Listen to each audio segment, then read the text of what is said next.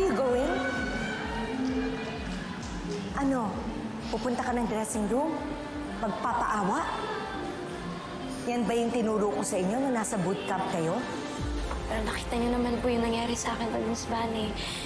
Napahiya po ako. Magmumukmuk ka. Magpapakalunod ka sa balde-balde mong luha. I get you, Jenny. Mahirap mapahiya. But that's part of your job. At nagsisimula ka ulit. Inilalako mo ulit yung sarili mo sa mga tao. Kinukuha mo ulit yung tiwala nila. Pinapaalala mo sa kanila kung bakit kanila minahal in the first place. Hindi dahil sa mga controversies at issues that are surrounding you, kundi dahil sa talent mo. Paano naman po ako makakapalik kung masama na ho yung paningin nila sa akin? Sa bawat performance ko po, hindi na ho nila maririnig yung boses ko. Ako yung makikita na lang ho nila, Miss Vanna, lahat ng pagkakamali ko, lahat ng mga naging issues ko before at hindi na ho yung boses ko. That's why you have to believe in yourself, Jen.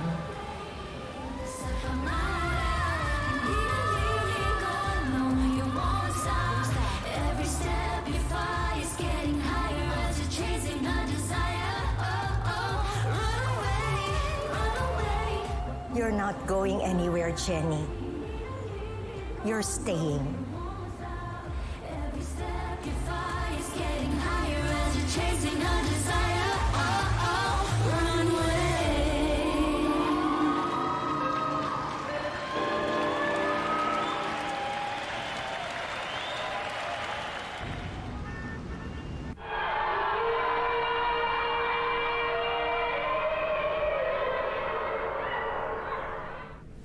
Hindi rin talaga nakatulong kay Jenny yung pagsasolo niya, no? Hindi naman agad makakalimutan ng mga tao yung mga issues na nakakapit sa kanya. Kumanta ba naman siya sa harapan ng mga Nixians? Sa mga taong ayaw sa kanya. Talagang imbubo siya, no? Naaawa na ako kay Jenny. Bakit ba kayo naaawa sa kanya?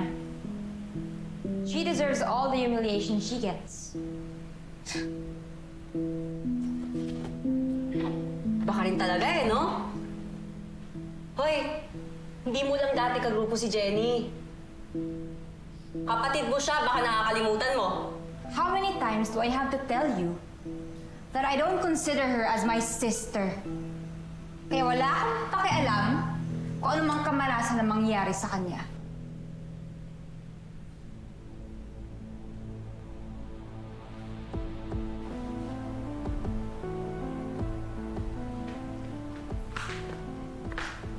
Kamalasan? Nakagagawan mo at ng nanay mo. Ano? Sige! Ano sasabihin mo? Hoy! Sige! Gawin natin chaotic yung dynamics dito. Total naman yung gusto nyo, di ba? Diyan naman kayo expert. Ang magagawa tayo dahil kay Jenny. Dahil sa isang taong hindi naman na parte ng grupong to. Wala na si Jenny sa grupo. She is no longer part of our lives and you have to accept that. Kaya instead na isipin niyo si Jenny, bakit hindi niyo isipin yung mga sarili niyo? Our group!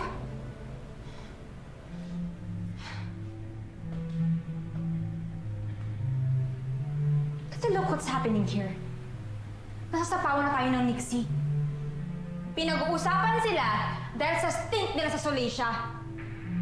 Kaya bago niyo pag-usapan yung Jenny niyo, bakit hindi na tayo mag-isip ng paraan para makabawi at ayusin yung grupong sinira ng pinakamamahal yung Jenny?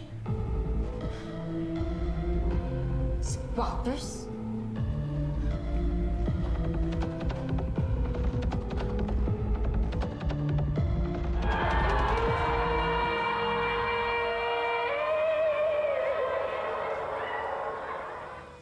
Pasalamat sila wala ako doon, kundi isa-isa kong hablutin yung mga ulo nila. Hindi ako papayag na i-treat nila ng gano'n yung bestie ko. Ano ba to? Talaga, nako, Basha. Alam mo, Jenny, Para sa'yo talaga at ako, mapapaaway talaga kami.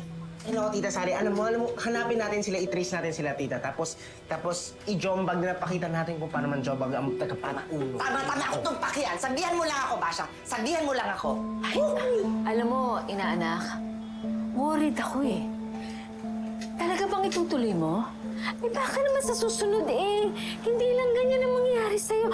Ay, teka, alam mo ba, itong tatay mo, ako munting na mapaawa yan doon sa isang customer namin sa bar. Aba, kung ano-ano kasi pinagsasabi niya eh. Akala siguro niya, hindi ko siya papatulan doon sa mga hirit niya. Hindi siyempre ako papayag na saktan yung anak ko, no? Pero, Nak, may punto tong si Ninang Charis mo. Gusto mo pa bang ituloy? Sayang naman po kasi yung chance na binigay sa akin ni Miss Vanna. Kung ano yung sabihin ni Bana, sundin natin. Malaki ang tiwala ko sa kanya. Andito ka na, Jenny. Wala nang atrasan.